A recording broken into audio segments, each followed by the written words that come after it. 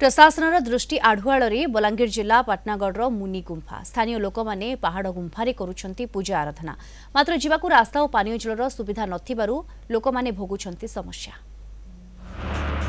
बलांगीर जिला पाटनागढ़ ब्लॉक मंडमोहुल पंचायत मंडमोहुल और मनईपाद गाँ मझिरे अछि मुनि पहाड़ शिखर रे अछि मुनि गुंफा। एही पहाड़ रे पूर्वरु मुनि ऋषि माने तपस्या करी सिद्धि लाभ करथिले। पत्थर चट्टान रे थिबा पादचिन्ह तार प्रमाण बोली अंचलवासी दाबी करते। पहाड़ रे थिबा 11टी गुंफारे मध्ययुगीय मनीष रहुथिबा बुद्धिजीवी माने कहते। पहाड़र आकृति गणेशंक परी पाखरे शिवलिंग थिबारु पहाड़ को केही केही गणेश भावरे पूजा करिथान्ते। पर्वत भितरे जेन गुंफा अच्छे 11टा घर अच्छे 11टा देवादेवी से पाखरे अछन। अनेक कथा बंशी न होचे कृष्ण भी सेना रहुचन सेनु आमर बनमाली आज्ञा आईथिले पहला से माने देखिकरी से माने इन रहत जे ताकर परे मुई आसली से पाइथिले फैन जे गुटी जिनिस मुई भूली गली न सेटा कृष्ण मूर्ति पाइथिली।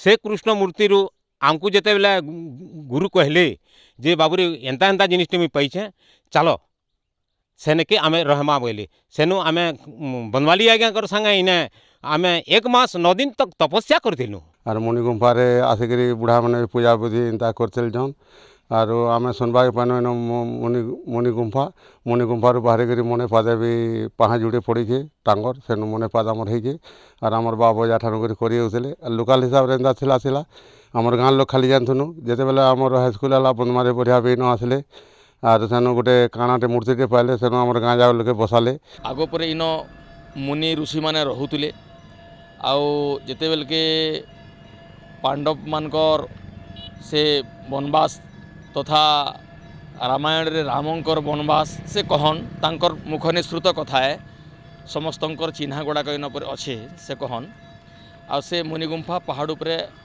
गोटे बहीटे भी लिखिथिले आउ से अति आदर सहित आमर स्टाफ मान को से देइथिले गोटे गोटे।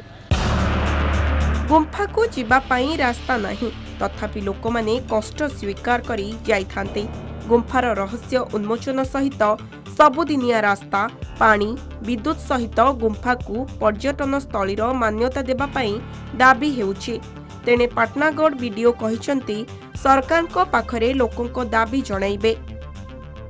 पहाड़ गोटे खोल भितर सेटा से गुंफाटा अच्छी तो तापरे आमे बहुत भीतर के भी आमे जाइथुनु माने टॉर्च धरिकी एक्चुअली जानवार लगे बहुत कौतूहल लगुला किंतु सेन झिग माने बहुत झिग अच्छन बोलिक कहला पर आमे आउ भीतर के टिके जीवार लगे साहस नहीं कर पारे। मनईपादर गुंफा किए विश्वास करेंगे कि नहीं मुझे आज भी मोर मन पड़सी अराउंड 10 वर्ष खंडे तले मुई जाइकरी मे मासर खरारे से गोटे गुंफा जेन अच्छे सेने मुई 2 पहरटा कटई थी आउ सेने बर्तमान भी माने ठंडा लगसी तापर तलू जाइकरी ऊपर के गोटे रास्ताटे अच्छे से रास्ता देकरी मुई टॉप के भी चढ़ी थी।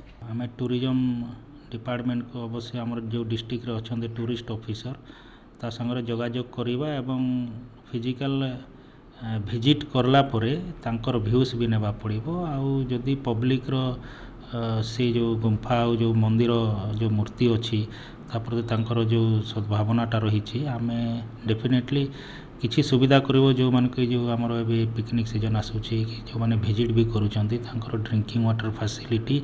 मनईपादर मुनि गुंफा रही अनेक रहस्य एही रहस्य को उन्मोचन करी गुंफा को पर्यटन स्थल मान्यता पाई अंचलवासी दाबी करिसंती। पाटनागढ़ मनईपादर सुधाकर दास कलिंग टीवी।